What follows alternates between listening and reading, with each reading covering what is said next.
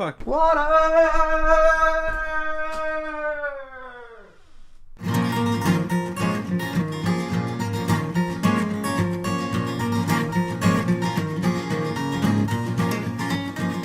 A modern podcast where Chris and Mike talk about TV, movies, superheroes, and everything in between.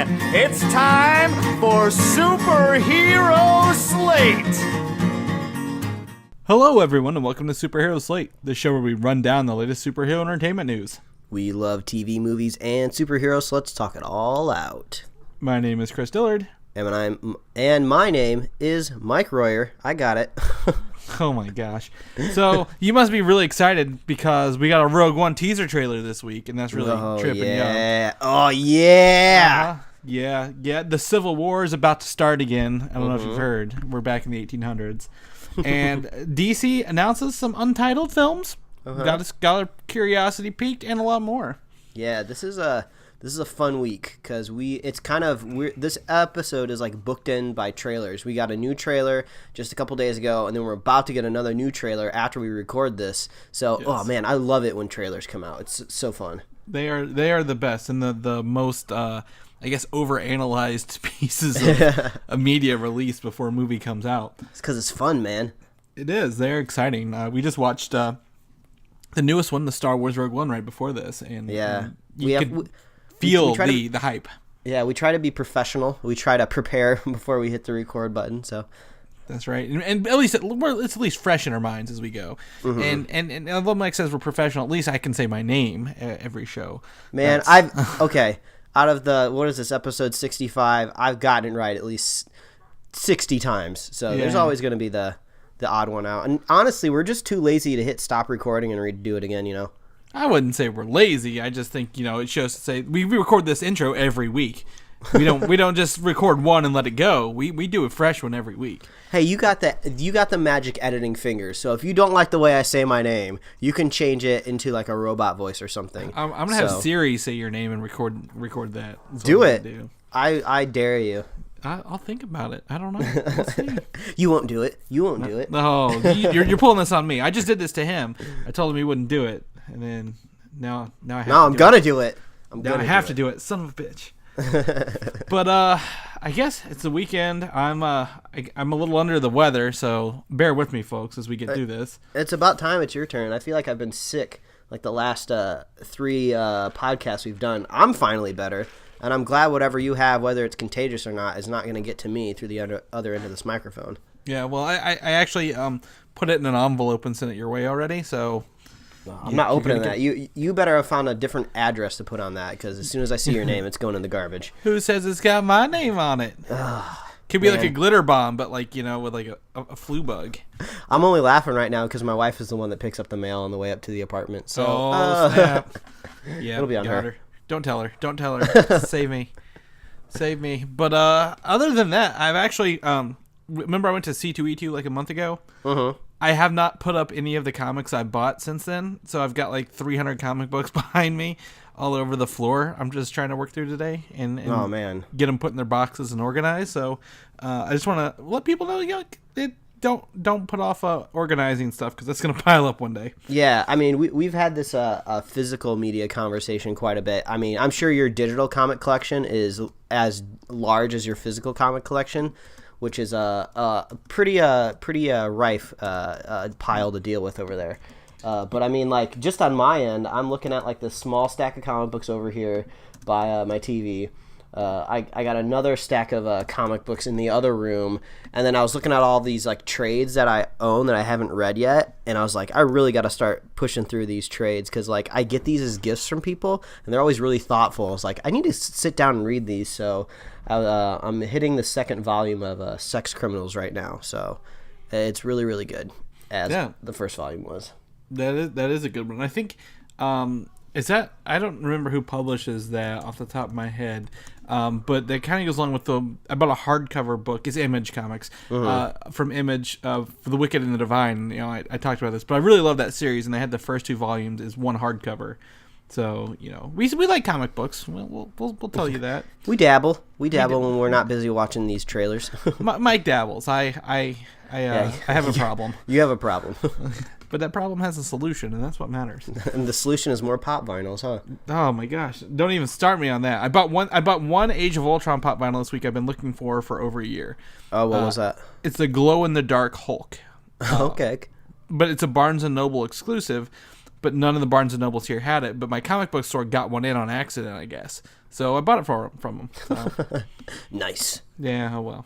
Yeah, Barnes and Noble doesn't really exist anymore, so. But we got 3 down here. They just don't get anything good.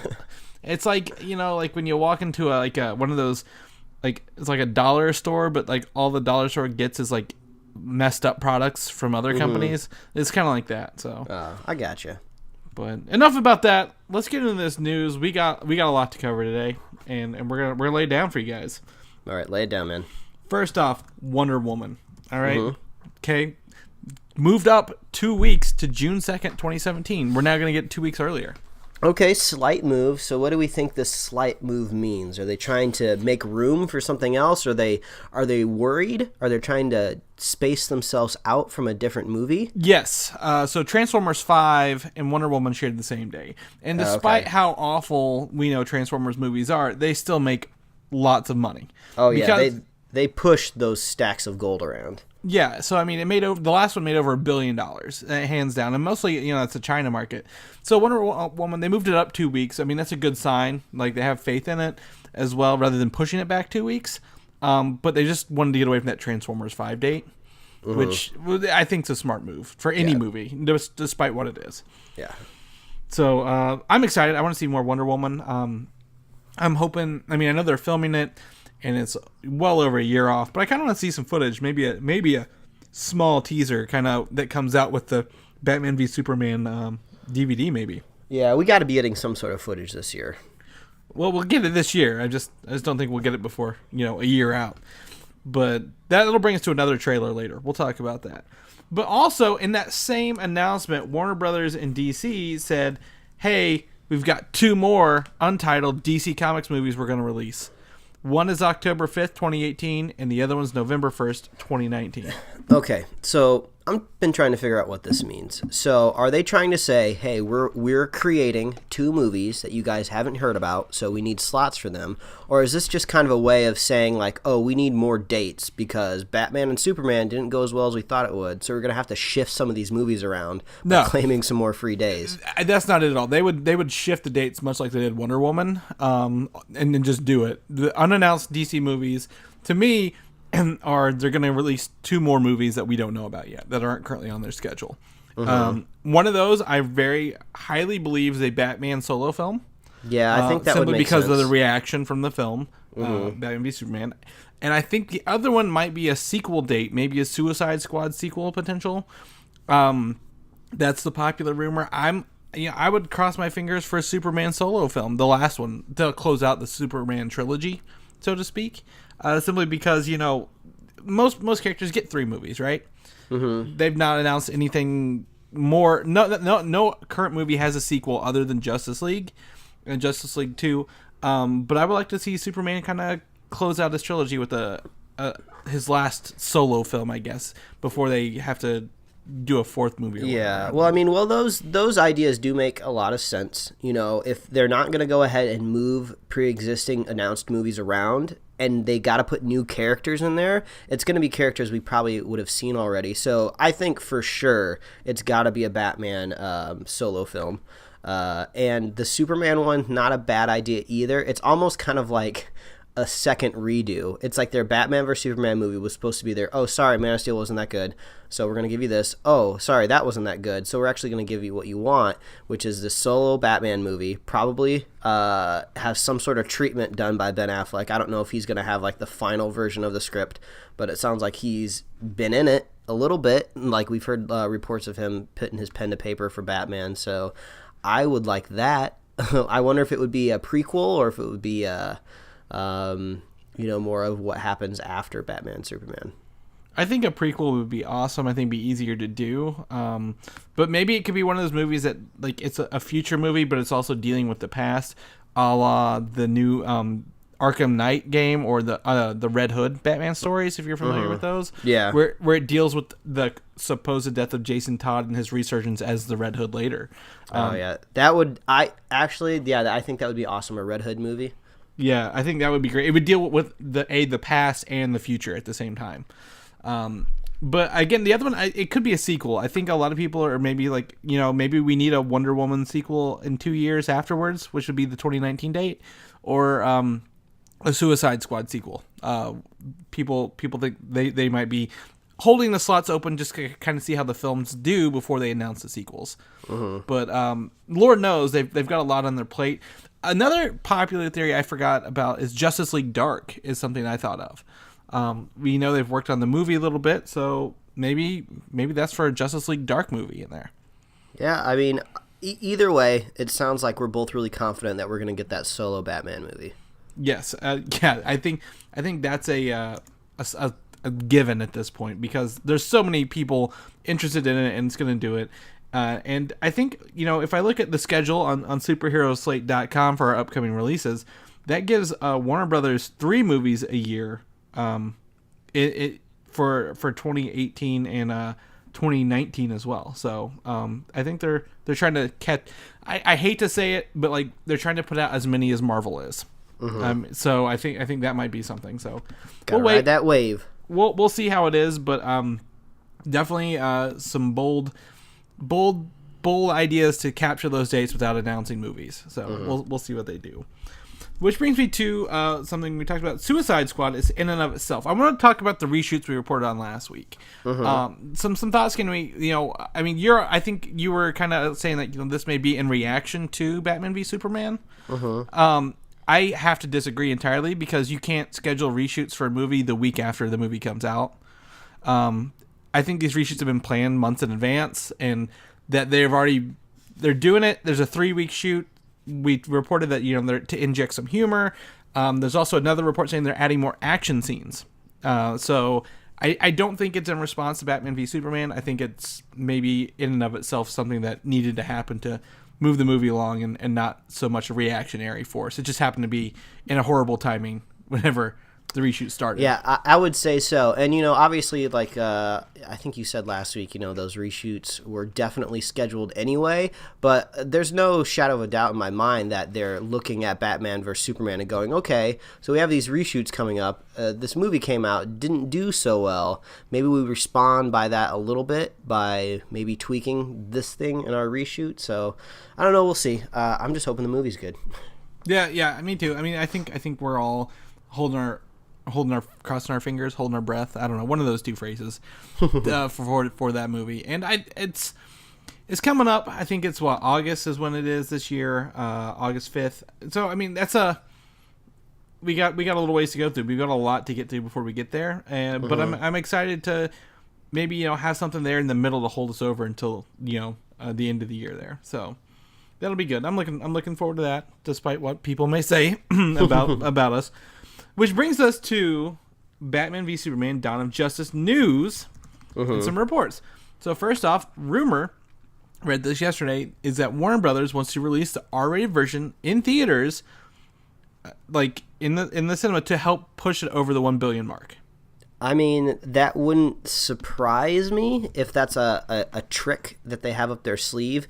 That 1 billion mark seems to be something that these gigantic summer blockbusters are heading for. They want that B. So, I mean, the Avengers have done it. Marvel's done it plenty of times. So, that billion mark kind of says to the public, oh, our movie was successful. This is a huge monumental thing for us to do. So if that's a trick that they have up their sleeve, I guess. I'm not going to go back to the theater to see it in rated R. I'm going to wait and I'm going to check out the home release. So this isn't going to get me back. So that was my question for you. I know we're both interested in seeing this R-rated / extended cut. So if they release it in theaters, you wouldn't go back to watch that version in theaters. You would wait until it comes out and on home theater / digital to watch it rather than go back to the theaters again. Yeah, exactly. My mind's already set on being able to watch it at home. I mean, the movie's not necessarily long in the sense of like, oh, a movie like this has never been this long before ever. It's just on the longer side of just any sort of action movie. So it's going to get even longer with this rated R cut. So when I'm watching it at home, at least I'll have the options, pause, get up, get a drink. Or maybe I'm just like, oh no, this is a crazy part of the movie that makes no sense. I don't need to pause it. I have plenty of time to go get a drink because nothing's happening. So... Yeah, I mean, I don't think I go back to see it again for the R-rated cut, but I mean, that would be an interesting idea, so to speak. I mean, it's not new. Star Wars did it with their special editions in 1997 when they put them back in theaters with the digital scenes. That accounted to their box office totals. And then once again with the 3D version of Phantom Menace, which I admit I went and saw in theaters. Because I like capturing, cinema, like the feeling of watching movies in a theater. So it's interesting to see if Warner Brothers will actually do that or not. It's purely rumor, but it is an interesting idea if they do go with it to see that it would be the first time that a movie has been released with two different ratings in cinema. So I'm interested to see where they go. So we'll keep our eyes on it and let you guys know. If you are going to go see it a second time or third time or multiple time for that R-rated version, let us know. I'm interested to see who is actually doing that and if anyone would buy into that, because I know, again, it's kind of like the X-Men Days of Future Past, the Rogue cut, where they added like 30 minutes of Rogue, and it's a different movie kind of actually, because they replaced Kitty Pryde with Rogue at the end of it. Was definitely something I wouldn't have gone back to the cinemas to see, but I'm glad I did see that version. So, but that brings us to our big news of the week. I think this might be the biggest news. Oh, for sure. Star Wars, or Rogue One, a Star Wars story. That's going to bother me calling it that forever. Dropped an unannounced, surprising teaser trailer on Thursday to the masses. Honestly, we had no idea what to expect out of this movie. It releases December, I believe, 12th or 18th of this year. Same time as last year, Star Wars, 16th. What do you think, Mike? I want to get your impressions on this. We kind of talked a little bit about it yesterday, but what did you think?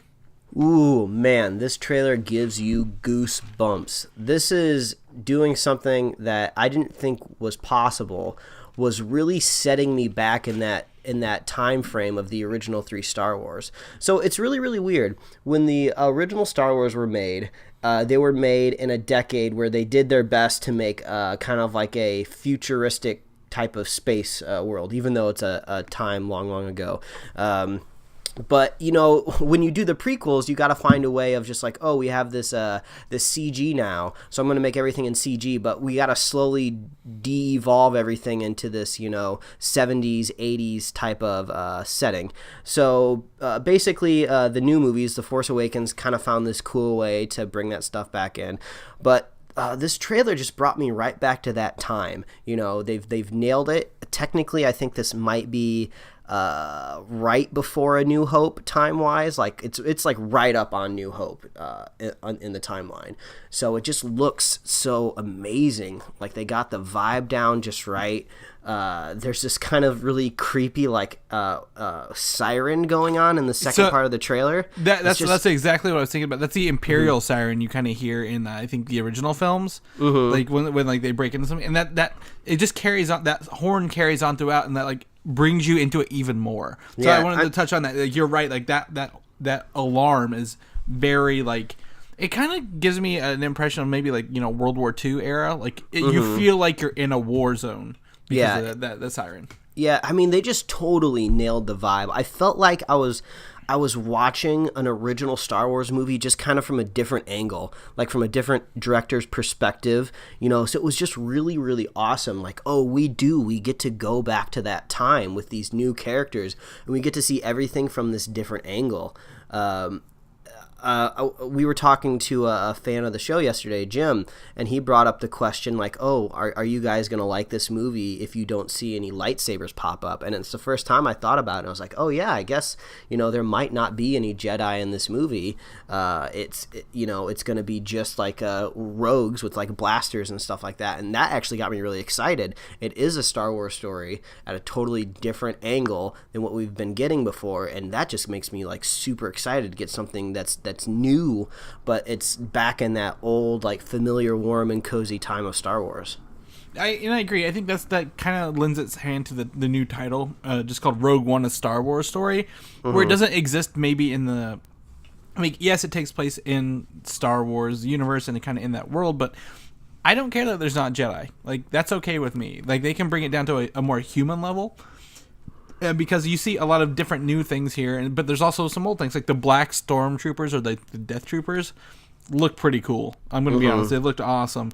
But at the same time, we saw the Imperial Troopers and it looks like a Bacta tank scene later. And you're right, it captures like a bunch of new, but at the same time, it doesn't feel out of place in the Star Wars timeline. Because this, I think, this is the story of how the ship plans for the Death Star got beamed into Princess Leia's ship at the beginning of A New Hope. Because Darth Vader says, we cut transmissions of stuff, Rebels stuff into your ship. And I think that's where this movie comes from.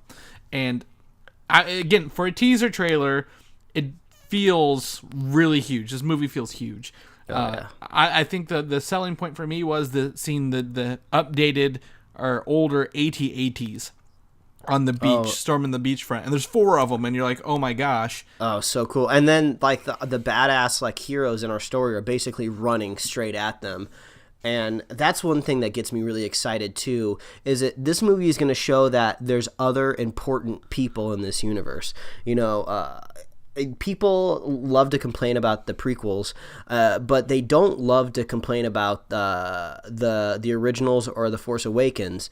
But the thing that does kind of crop up every once in a while is people are like, I'm kind of tired of hearing about the same 2 families. I'm tired of hearing about the Solos and the Skywalkers.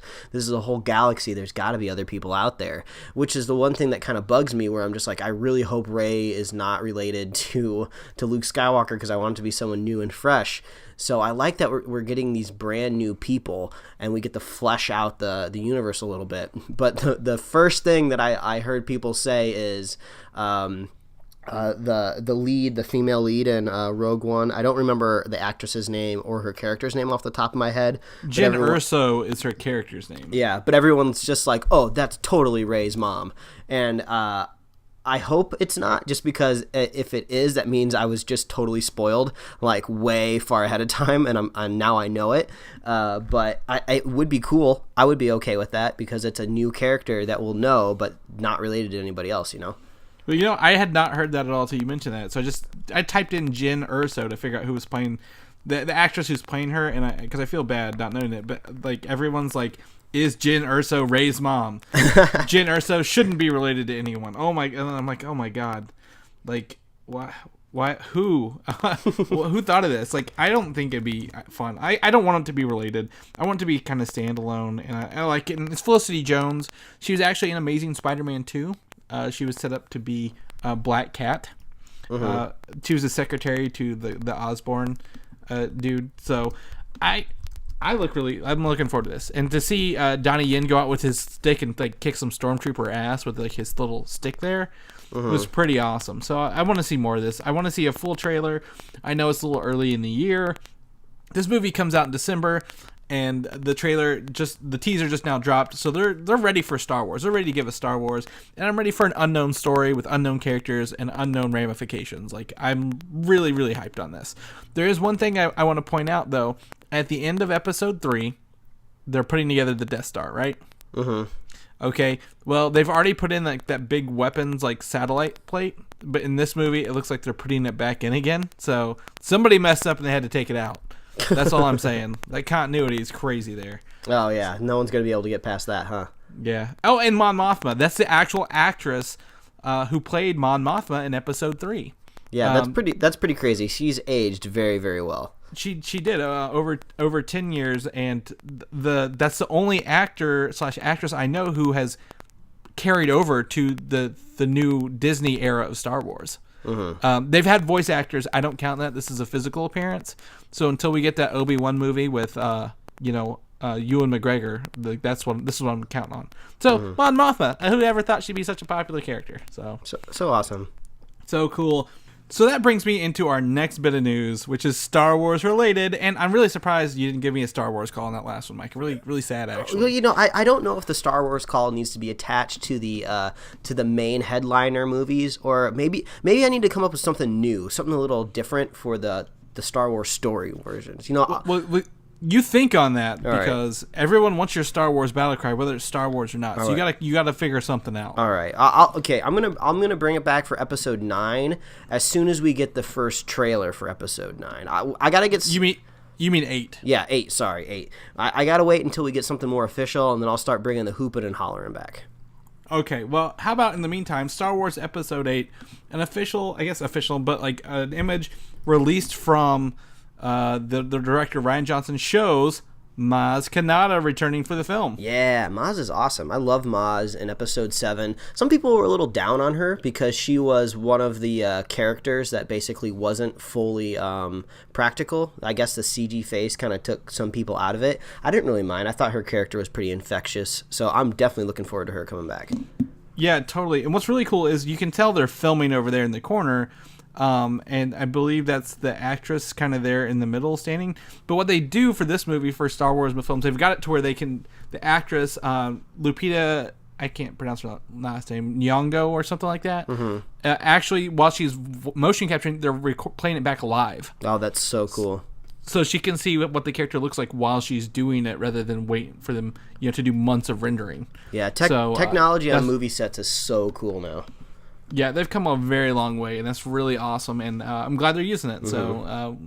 So, Star Wars Episode 8, no title yet, but we know it's coming out December 2017, so far away. But that's all right, because in the meantime, we've got what I think is our second biggest bit of news this week, is that Doctor Strange trailer is releasing this Tuesday. Ooh, yeah. And we were talking about this last week on the show. We were speculating when we thought this trailer was going to drop, and it's coming, I think, a little sooner than we thought it was going to.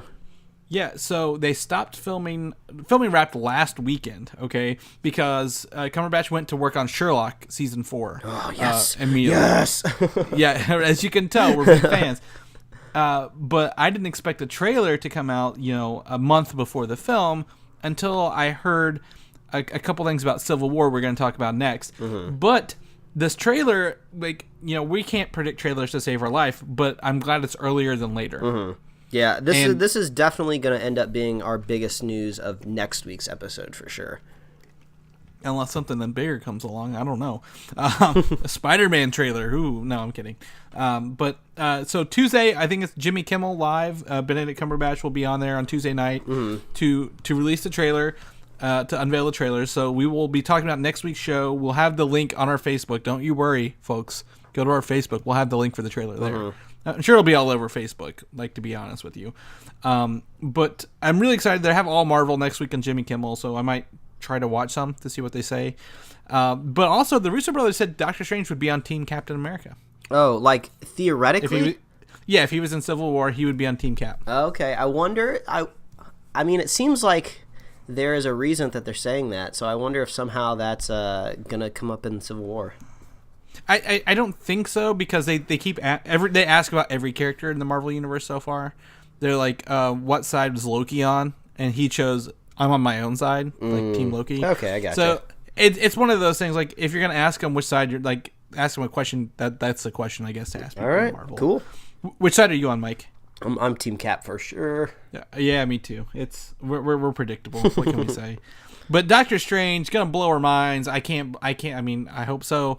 But I'm really excited to see what it does and what it brings and how it looks. And it's going to be a teaser trailer, but I don't care. I'm ready for it. I want to see Doctor Strange. Well, I mean, just that Rogue One trailer was technically a teaser trailer, and it was amazing. Yeah. So, yeah.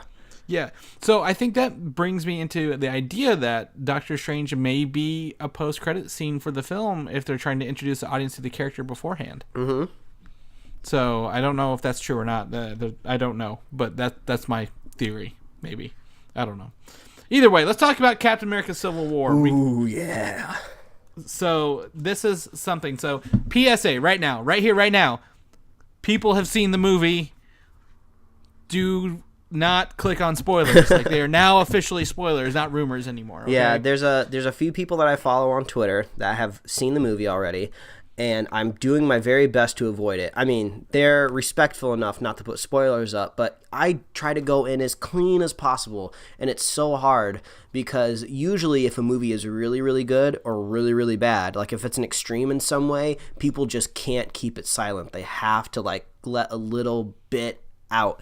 But I've avoided some of it, but I think I'm starting to get a little bit of a glimpse at the initial impressions just along like the sides of it, just the side of the initial impression. So I don't know. I'm waiting to see what's going to happen. So here's the thing. So PSA, avoid the internet. Okay, you got a month to stay off the internet now. But the first critic screening for this movie was on Friday, as we kind of have told you. But they've showed more critics over the weekend. I'm not telling you what they said, Mike, but I want to tell you what this means for a movie in the industry. And this is purely speculation on my behalf. But if they show a movie a month ahead of time to the critics, do you think that's a good thing or a bad thing for the movie? I'm pretty sure it's a good thing because I've kind of been hearing similar things that are basically saying, hey, guess what? This movie is so good. We want people to see it early so the hype train can just get started and get going. And I think that might be what's happening here because, we've seen it on the other case when a movie is really, really bad, whether it's actually a movie or I've seen it with video games too, that review embargo does not lift until like a day the movie comes out. Yeah. So I think this is a good sign, but at the same time, it's like, it's Marvel. Marvel usually is pretty confident when it comes to their movies. So I definitely never thought for a second that this movie was going to be a stinker in any way because, I mean, it's the same guys that made Winter Soldier, which is my favorite Marvel movie. So I definitely have high hopes for the movie. So this is all sounding really good. Yeah, so that's my thing. Like, I think Marvel and Disney feel they have another hit on their hands because I also sent Mike a link to where he could have gotten tickets to see the movie 3 weeks early. Oh, yeah. It would have been just a couple days from when people are listening to this episode. But I have a feeling the people that got those tickets are probably on some sort of emailing list, and they got that notification like right away. Because by the time I got to that page, those tickets were gone. Yeah, so I was lucky enough to do that for Avengers the first time, 4 years ago. And that's the only other movie they did that with in Marvel. And look how great Avengers was and how big it turned out to be.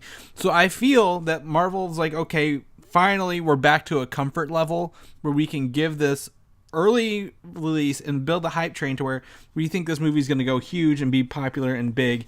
And that's all speculation. This is not, what critics are saying or what anyone's saying. This is what I'm saying. So I think this critic screening a month early and showing it to, the public 3 weeks early is huge for this movie. And that's a good indicator. The public is what makes me nervous because I feel like I can trust the critics, at least with spoilers. But I feel like if you're just letting the general public into that movie, like a couple weeks before I get to see it, I get really nervous because I can't trust just a random stranger from not blasting spoilers on the internet. Yeah. So basically, I'm on like my first initial stages of lockdown, which is basically where I stop going to like just free reign commenting parts of the internet. So I don't go to any boards where people can just like spam it with anything they want us to say.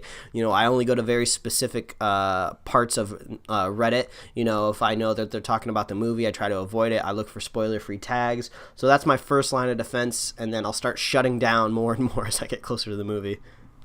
Yeah, it's gonna be a very difficult month for everyone involved here because I don't want to know anything. I want to know as little as I can too. So it's gonna be interesting. And while my computer of a jet engine's taking off, let's switch over to this concept art. I opened up 2 images of concept art. First, we see War Machine and Falcon fighting it off in the air. This actually, to see if this comes to life or not, is the Falcon's wings curve. I've kind of not seen that, like they seem more stiff than this, so I'm glad to see they curve. And he looks like he has like an Iron Man like laser. Oh yeah, he's got some laser tech. It makes me think that maybe towards the beginning of the movie, because the last time we saw all these guys, it was at the end of Ultron, and they were kind of getting the quote-unquote new Avengers together, getting that new team assembled, and they're probably starting to, like, stock up on, like, some new tech. They got to start prepping to save the world, so I could definitely see Falcon picking up some cool laser beams on his gauntlets. So he's putting them to use, it looks like. Yeah, and I can't wait to see that battle. I'm sure that's one of the big culmination of everyone fighting. Mm-hmm. But that brings me to the second piece of art where it shows Black Panther, Captain America, Bucky, and War Machine all kind of having a standoff. Mm-hmm. And I don't know if this is the part where Bucky's running away or this is the airport scene again. But I definitely am looking forward to seeing Black Panther is what I'm looking forward to the most on this movie. It's really funny when you have a character that can shrink and get really, really small, you start to overanalyze every single little bit of art. Like in that other piece that we were looking at with Falcon, it looked like there was some debris coming off of his wing, and I was like, oh, is that debris Ant-Man? I was like, no, it's just debris. So you got to have a keen eye now, because these heroes are getting so small, you never know where they could be. I mean, technically, they could say, like, oh, Ant-Man's in every single bit of concept art. Go look. Like, I don't know. No, they're not going to do that. I actually did that joke in Target 2 days ago. Yesterday. It was yesterday at Target, because they sell a character pack of all the characters in Civil War except Ant-Man, and I'm like, oh look, it says bonus Ant-Man right here. He's down here in the bottom. Look, and my fiance's like, what? I'm like, I'm joking. He's not there. Oh jeez. So, she's not gonna marry. She's not gonna marry you after that joke. But that was not the worst joke of the day. So we were driving home, and I'm like, okay, she's gonna go do her running thing. I'm like, all right, I'm gonna work on my math, and she's like, math? What? I'm like, yeah, I'm gonna play The Division, and she's like, oh god. Oh man, get out of here. Yeah, it was pretty hard. But either way, these concept art looks great. Let's talk a little bit of casting stuff for this news, which one bit is going to be confusing / maybe not. I don't know. We have to wait to see the movie. But the Alfre Woodard, she is an actress. She's actually going to be in Luke Cage coming up. Oh, cool. However, she was not cast for Luke Cage until after Civil War had stopped filming already. Okay. So she's going to be playing 2 different roles in the Marvel Universe, which we've seen happen before it happens. Oh, that's kind of, yeah, I guess I was kind of hoping maybe they were trying to lightly cross the 2 universes. I guess not universes, but the 2 kind of branches of Marvel over a little bit, like Netflix and the movies. Yeah, so we don't know. Again, that could be the case. But in the show, Luke Cage, her character has been cast as Mariah Dillard. No relation. But for Civil War, she supposedly plays the mother of a victim of one of the Avengers movies. Mm-hmm. But again, she wasn't cast in Luke Cage until afterwards, so we could see different characters. We could see the same, and they may work it out. I don't know yet. But the first idea, or the first rumor / news, is that she's 2 different characters. But the same goes for the character who played Sousa in Agent Carter. He was actually in Avengers as a police officer. All right.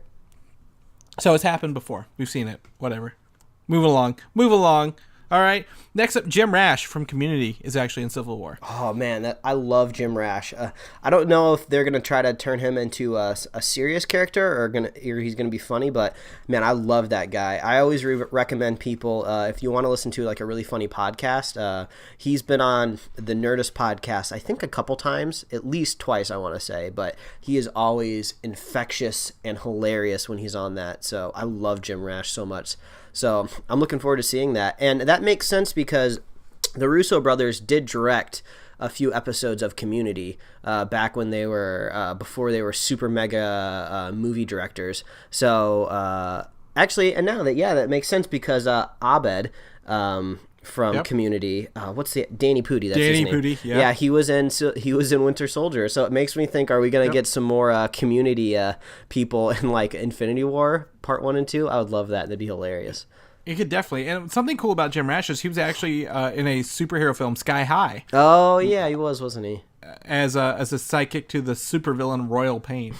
So yeah, he's no stranger to superhero films, if you will.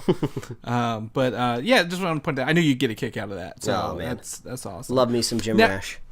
Now the last bit of thing on Civil War ties us into our next topic. Okay. Spider-Man.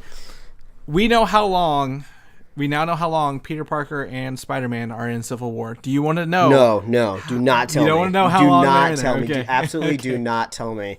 Because I'm still trying to figure out if I can still be happy if he's only in the movie for a very, very small bit.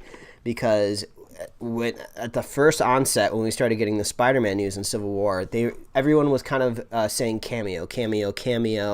He's not going to be in the movie a whole lot, but they made him a very pivotal part of the last trailer, and they made him a really big selling point.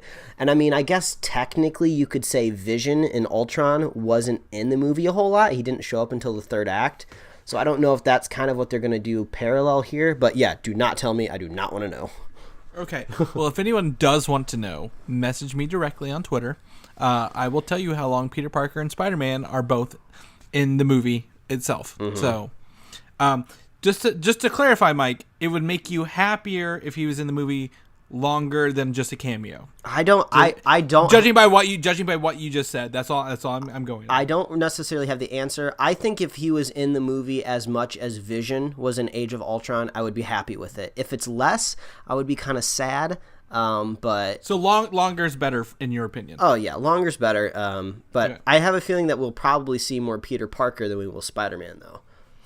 But okay. But don't tell me. Don't tell me. I can't tell you if you're right, and I can't tell you if you're wrong. But I know the answers, so just shove that in your face a little bit. So that brings us to our next topic, Spider-Man. We're gonna talk about Spider-Man the movie. Mm-hmm. All right, Spider-Man is interesting here. Sony registered some new domains. Okay. This week, 4 different ones: Spider-Man Homecoming movie, Spider-Man Coming of Age movie, Spider-Man Greatness Awaits movie, and Spider-Man Suspended movie. Okay, that's those are some interesting titles. Okay, and everyone's like, "Oh my gosh, that's the Spider-Man subtitle," and I'm like, "Okay, stop, you idiots! Do you realize Spider-Man has an animated film coming out in 2018 that Sony is doing by themselves?" And I think all of these make great animated movie titles. Yeah, they do kind of. And they don't make great actual movie titles. Yeah, because, I mean, Suspended, we're going to go ahead and throw that out there. That sounds like maybe a name of like an iOS game or something like that. A Greatness... It's a double entendre because he's also a school student. Yeah, I know. So, Homecoming, Spider-Man Homecoming. Homecoming is actually a story from the late 80s, early 90s that involved both Iron Man and Captain America in it as well. Mm-hmm. And we got Spider-Man. So that's actually, that one makes the most sense, but it's the worst name. Spider-Man Greatness Awaits seems a little too generic to title like a story. I don't know. I think Coming of Age, I'm kind of leaning towards that one, maybe for an animated movie. That sounds dirty. So I think that, like if it was like a XXX parody, like, yeah, that'd be it. Chris, but they'd have to spell coming some other way, but whatever. Chris doesn't have to be dirty. That one does. I don't think any of those make great film titles, to be honest, for the actual live-action movie. But I think they're animated titles. I think that's what Sony's doing. They're working on their animated film. I almost have a feeling that they might just try to go for the untapped titles that we've had for Spider-Man. So we had The Amazing Spider-Man with the Sony reboot, and I was okay with the title. I kind of liked how they were going into those Spider-Man... comic book titles. Maybe Spectacular Spider-Man. I think I'd like that. Yeah, I think the problem with that's going to come down to is I had this issue with my future brother-in-law yesterday. I have an extra copy of The Incredible Hulk. Mm-hmm. And I'm like, hey, do you want this copy of the Hulk? And he's like, well, which one? And no matter what I told him, he's like, I don't care about the titles, is that the first or second one? So I think once we get into the point of like we have Spider-Man and Amazing Spider-Man and Spectacular Spider-Man, like, is it the movie or the cartoon show? Okay, and if it's a movie, is that the first, second, or third one? All right, I can see what you're saying. And Marvel has been doing a lot of things with subtitles as well, like good things with subtitles. I mean, Maximum Carnage is out the window, despite how bad we'd want that. But like, there might be some good Spider-Man like arcs out there we don't know about, or just can't think of off the top of our heads that might be good titles, other than these 4 that we've been given. So if Captain America, the First Avenger, was the title of Captain America's movie, maybe we get Spider-Man, the funniest Avenger, Spider-Man, the most poor Avenger, maybe something like that. I hope they just take Avenger out of the title. We've got a lot of Avenger titles coming forward. Spider-Man, the poor. Yeah, I guess I don't know. Spider-Man, whatever. Regardless, that's coming up. If you guys can think of better titles, tell us. I want to know what you guys think. Let us know what you could do here. And there's also another bit of Spider-Man news is that Kevin Feige has said that other characters in the Marvel Universe will be appearing in the Spider-Man movie. Ooh, yes. So we don't know who that means. There has been rumor/speculation that Captain America and Iron Man are, I guess, Chris Evans and Robert Downey Jr. are going back to Atlanta this fall for some filming, which could be Spider-Man related. We don't know. So they could be back in the movie. I hope not. I think we might. My assumption is we're going to see enough of that in this movie, Civil War, of pulling them back and forth. But whatever, we'll have to see. Yeah, I'm hoping that we just get a really strong Marvel movie out of Spider-Man and not a Sony movie out of Spider-Man. I think we will. I feel confident about this. I think Marvel feels confident about it, and they're gonna be like, listen, Civil War, gangbusters, Sony, like let us handle this. Get out of our way. We're gonna do it. Yeah, we're gonna make you money. Yes, that's right. So Spider-Man, woo. So next up, we're gonna move into the TV world for a second here, in a very surprising announcement this week, that Cloak and Dagger, two characters in the Marvel Universe, are getting a TV series straight to series order on Freeform, formerly ABC Family. Yes. Now this is a mixed bag. So I think Cloak and Dagger often popped up when the Netflix kind of talk was in early stages. People were like, oh, Cloak and Dagger would be great for a TV series. Maybe we could get them in there somehow. So Freeform is an interesting network. So everybody kind of knows it as ABC Family, but they've kind of rebranded themselves because they play a lot of younger type of demographics. It's young adult. Yeah. It's young adult stuff. Yeah, and I would almost say skewed female, to be honest. But they've kind of been doing this new thing where I guess they're rebranding themselves as Freeform, and they have this, kind of have like this sci-fi fantasy show that they started around the same time. I don't remember what it's called. Shadowhunters? Yeah, I don't know if it's any good. But Cloak and a Dagger, I'm looking forward to it. I like the idea of a show. It seems like Marvel's reach knows no bounds. They're like, oh, do we have any networks out there that don't have a Marvel property yet? Well, yeah, we have this really young, skewed Freeform network. Let's throw something on there, too. So I'm looking forward to it. I think they're trying to do something new with this network, so this is a really good way to give it a jolt, Yeah, so my two things, when this popped up, I was one of the first person to break this on Comic UI. I was really happy about that. But Marvel hadn't announced it yet, which really worried me. And I'm like, is Freeform just taking... Because Cloak and Dagger can fall under, like, X-Men sometimes. They're not mutants, but they could fall under, like, that sometimes. Or they're very... no one cares about Cloak and Dagger enough to say who owns them, really. Yeah. So I'm like, is this going to be related to Marvel or not? Marvel did come out and announce it later, so this will be tied into the larger Marvel Cinematic Universe and that continuity, which is great to me. I think that's awesome. I'm glad it's getting on another channel. Will I have enough time to watch this? I don't know.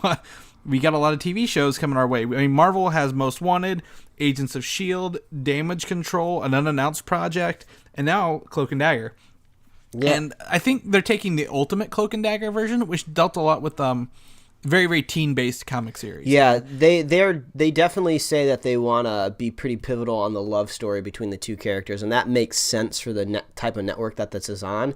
And when I think about this show, I think about production value within Agents of S.H.I.E.L.D. kind of level. I don't think of Netflix level at all when I think of this show. So don't go in with crazy high expectations of like Daredevil type quality, production.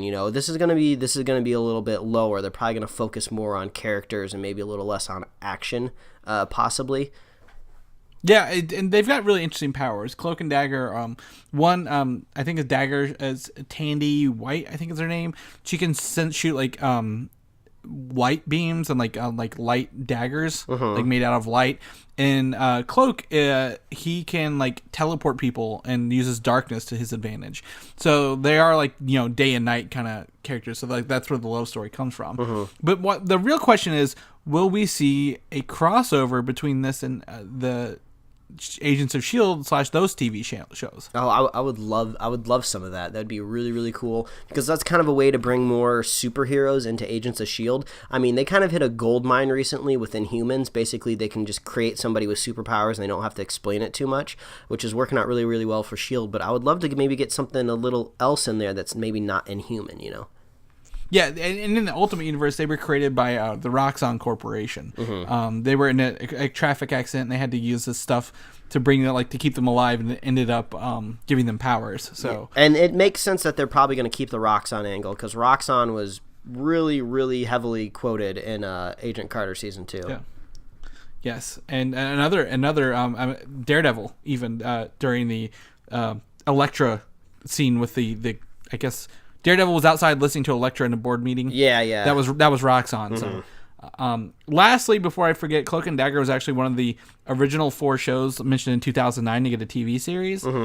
Cloak and Dagger, Mockingbird was one, which she showed up in S.H.I.E.L.D. Jessica Jones was one, which became a Netflix show. And the third one was a Hulk one by Guillermo del Toro. But since Guillermo del Toro was involved, it will never come to fruition. As I believe most of his projects never do. So I just want to point that out, that we have 3 of the 4 shows initially conceptualized in 2009 on coming to TV. So that's really awesome. All right, shifting gears. All right, Deadpool 2. Everyone's looking forward to it. Oh, yeah. Ryan Reynolds is being locked in for the sequel, finally. Yeah, I think there's no doubt about our minds. There's no Deadpool movie without Ryan Reynolds. But he definitely probably is getting a little more money for it since the popularity of the first one. He deserves it. He did a lot of that on his own, even without a mask, or even with a mask on and a messed up face. But the filming begins this fall and is to include Cable and Domino. That's awesome. I can't wait to see both of those characters. I'm very familiar with them from the X-Men animated series, or Domino was one of the cards in the Marvel Legends game. When you first taught us how to play, Domino kept popping up, and I was like, Domino's awesome. She looks so sweet on these cards. Yes, I love that game. The Captain America version just came out last week. I'm really excited. I love Legendary, but yeah, Domino's really. I'm glad they're including her. So we'll have to see how they get her involved on this. Next up, Wolverine 3 got some casting announcements this week. The actor Boyd Holbrook, I don't know him off the top of my head. He was in something, I believe it's Narcos. Yeah, that Netflix show. He's in Narcos. He's cast as the main villain, but we don't know who he is. Yeah, I mean, if this Wolverine movie is supposedly supposed to be going Old Man Logan, they're redoing Old Man Logan right now in the comics, aren't they? You say for the comics? Yeah, because we had the old original version of Old Man Logan, but didn't they start a new run of it? I guess with maybe a new version of Wolverine. No, actually, so Old Man Logan was a mini arc in an old Wolverine ongoing. It was supposed to be standalone, a what if future. Well, that character got transported into the Marvel Universe after Secret Wars, so it's the same. It's the same Wolverine, same Old Man Logan, but he's now exists with all the other characters because people like him so much. So they haven't rewritten that original story then. No, it still exists. Yeah. He remembers all of it. Yeah, so basically I'm just trying to think back to that story and try to think of the villains that were involved, and I don't it was basically Red Skull and Hulks, and we don't really have any of that, for the X-Men universe. Yeah, so I don't know if they're going to go Old Man Logan. I mean, they may do a road trip with an older Logan and a Professor X kind of movie, but I think this character might be the character Graydon Creed, which is the child of Sabretooth and Mystique. So maybe Wolverine or Sabretooth's legacy is hunting down Wolverine. It may not be the child of Mystique anymore in the movies, but we've got decades of unknown information since Days of Future Past reset everything. Maybe that's the name of the movie, Wolverine Legacy. Yeah, that actually is a comic book series as well. So I don't know. Maybe he's the son of Wolverine in the future. Well, we'll have to see. There's a lot of unknowns going on, and that movie comes out next March. But I'm really excited, and we'll keep you posted if more information comes out. For sure. For sure. And that ties us into XMen Apocalypse, the next X-Men movie of the year. The least anticipated comic book movie of the year. Not saying the worst comic book movie of the year, but it's definitely the least anticipated. No one's really super stoked for this right now. It's definitely forgettable. Yeah. That's for sure. So they did announce that it is getting an international IMAX release for the film, which is good because I like to watch an IMAX. I'm a snob like that. I may not get the recliners like Mike does, but I get my big screen. But they also released 4 Horseman photos for each of the characters who are the Horsemen. You don't have to look at all these, but I mean, this was like early news in the week, and they look kind of cool. Yeah, it's just it's cool little marketing. I like it. It's hard to tell who is who is supposed to represent what Horseman. I think Magneto, he kind of looks like War, if I was a betting man. Angel is Death, Storm is Famine, and Psylocke is, I have no idea, maybe, I don't know, Pestilence? I don't know. I think it's probably Famine. I can't tell what Horseman's what, but these are cool posters, so take a look at them. If anything, at the worst, X-Men Apocalypse at least looks visually cool. With all the mutant abilities they're going to be using. So I want to see more. I want to learn more, but we've got a lot to get through to get there. So that's about 2 months away, May 29th. And we're going to switch gears. Kingsman. All right. I like Kingsman. Do you like Kingsman? Oh, how do you think like Kingsman? Everybody knows we love the Kingsman. We love Kingsman. So the sequel is being worked on, and then I sent you an image this week showing that a poster tweeted from the actor Taron Egerton shows that it's got the glasses with one eye shot out, and it says, "Rumors of my death have been greatly exaggerated." We are led to believe that Colin Firth could be coming back for the movie. Yes, and I guess we won't speak directly to it in case it's a spoiler, because I have a feeling there's still some people out there that haven't seen this movie yet, and I very much want you to go see this movie. But Colin Firth definitely was visually stated in the movie saying that, this character will not be coming back, but it seems like they might try to find a way. So I don't care. I'm going to take Mike's rule out the window. This movie's been out over a year and like 2 months. So yes, he appears to be dead in the movie. Okay. Okay. All right. He got He got shot in the face. Okay. It's been 14 months. If you haven't watched it, I'm sorry. But I don't know if this tweet is referring directly to Colin Firth, because at the end of the movie, Taron Egerton's character Eggsy wears those same glasses. But what if they think he died in the exploding heads room, and maybe like people think he's dead as well, and he's the one who comes back? Yeah, maybe. I mean, Colin Firth, I couldn't possibly believe that he would still be alive after what we saw, because it was a very pivotal part of the movie where they're kind of comparing it to like, in most spy movies, the good guy would win and the bad guy wouldn't, and you'd get away right now. And then Samuel L. Jackson's just like, sorry, that's not how this is going to play out. I'm going to shoot you right in the head.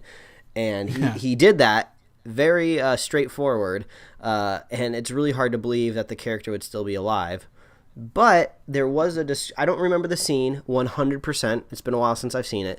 But I have seen some people saying like, they can basically just say that he was wearing bulletproof glasses. Maybe the bullet did indeed hit him, but maybe the glasses kind of broke the bullet into fragments. So maybe now he just kind of has like a messed up face or something like that.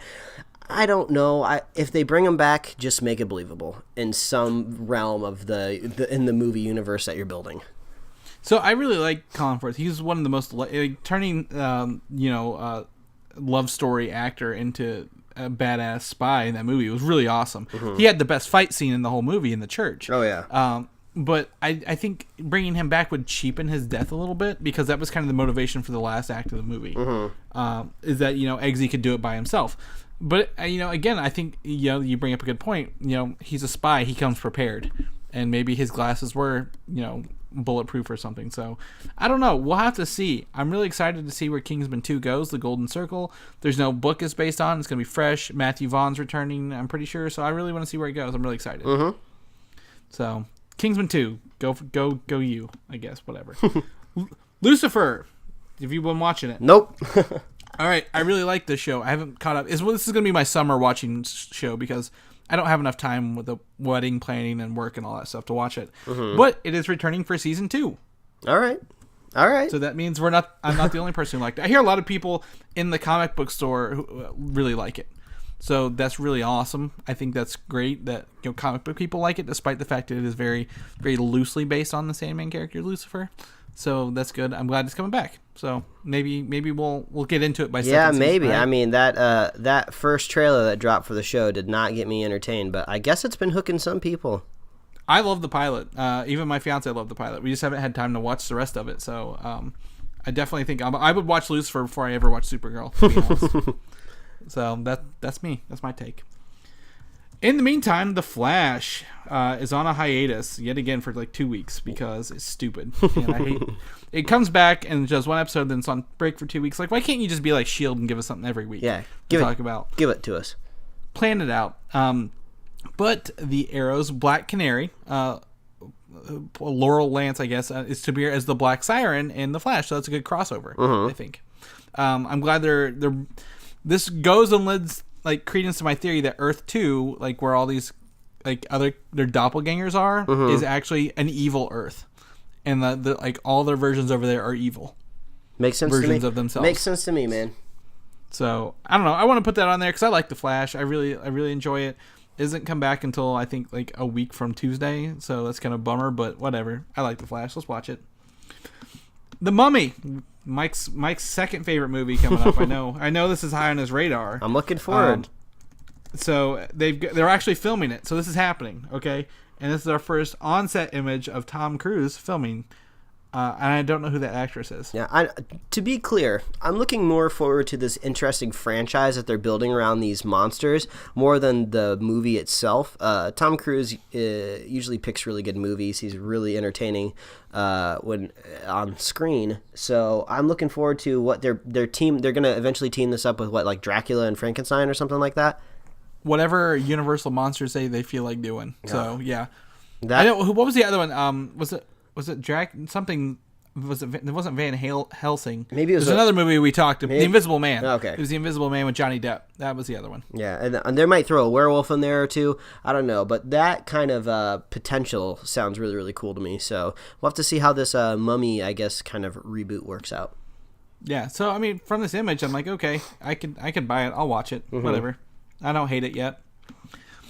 Something we also don't hate. We talked about this earlier. Sherlock coming back.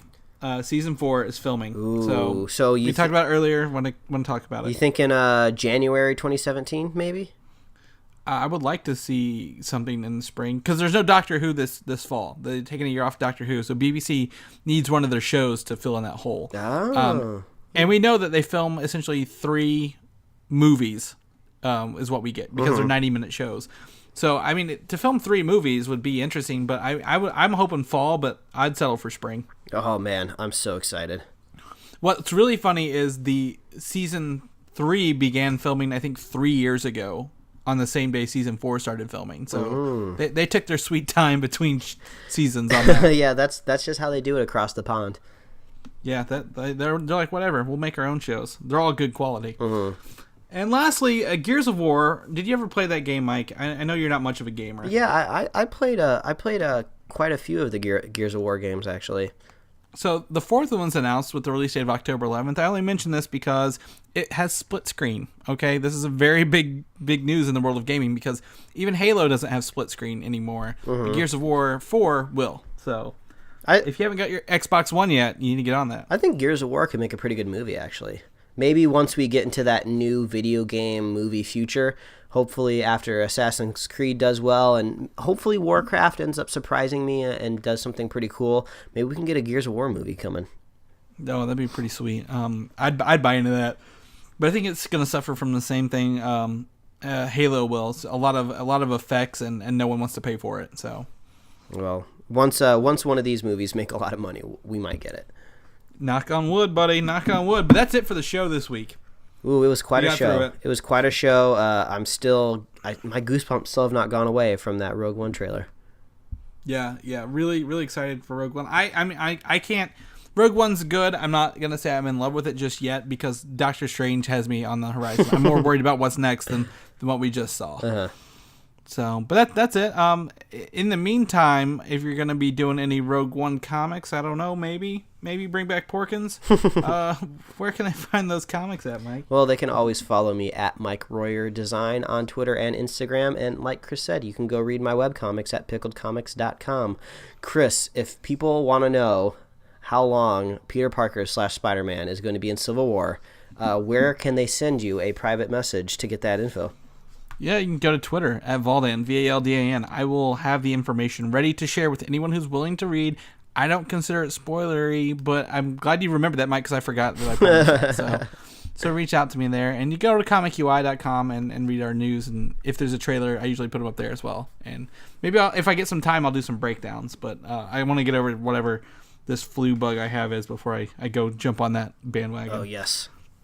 So, other than that, Mike, they're listening to us, but where else can they find us at? Well, as I say every week, as always, please visit superheroslate.com. That is the best place where you can find all the outlets where we put the show, man. We're on iTunes, YouTube, SoundCloud, Stitcher, Tumblr. You can subscribe to us via email. You can like us on Facebook. You can follow us on Twitter. If you're a fan of the show, head on over to iTunes and leave us a review. We super, super love that, and we would love you if you did that too. And if you are a super fan of our show, just share it with a buddy, share it with a friend, and we will keep recording as long as you guys keep listening. And Chris, I hope you get better, man. It sucks being sick. Thank you. Yeah, I'm gonna go rest up the rest of the day and make sure the show gets up on Monday. So, pew pew. All right, I was finger pointing at the microphone, but then I realized you couldn't see it. So that's a good indicator of where I am today. All right. Well, I got to go prep my body to eat French fries and gravy, so I'm gonna go do that. All right. Well, we'll see you guys next week. All right. Bye, everybody. Bye. Thanks for listening, and don't forget to subscribe.